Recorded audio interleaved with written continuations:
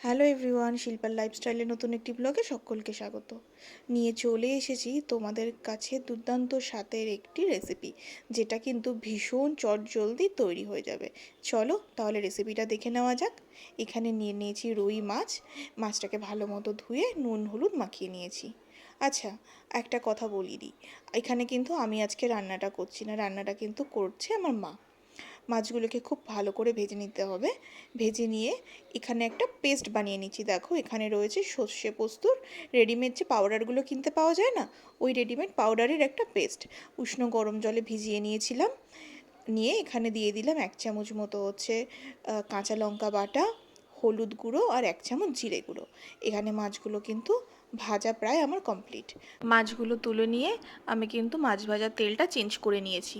নিয়ে এখানে দিয়ে দিলাম কিছুটা পরিমাণ সর্ষের তেল, সাথে দিয়ে দিলাম কিন্তু কালো জিরে।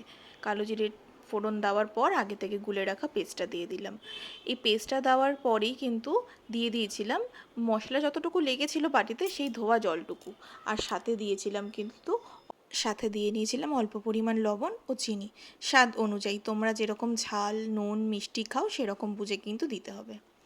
এবার ঠিক নামানোর সময় হয়ে গেছে। নামানোর সময় আগে দিয়ে দেব কিছুটা পরিমাণ কাঁচা সর্ষের তেল, ওপর থেকে ছড়িয়ে দিয়ে দেব কয়েকটা কাঁচা চেরা লঙ্কা আর একদম ফ্রেশ ধনেপাতা কুচি করা।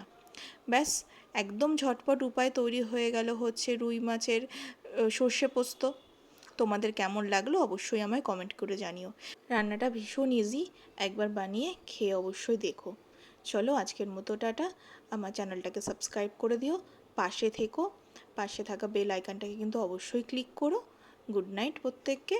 টাটা, সকলে ভালো থেকো। টাটা।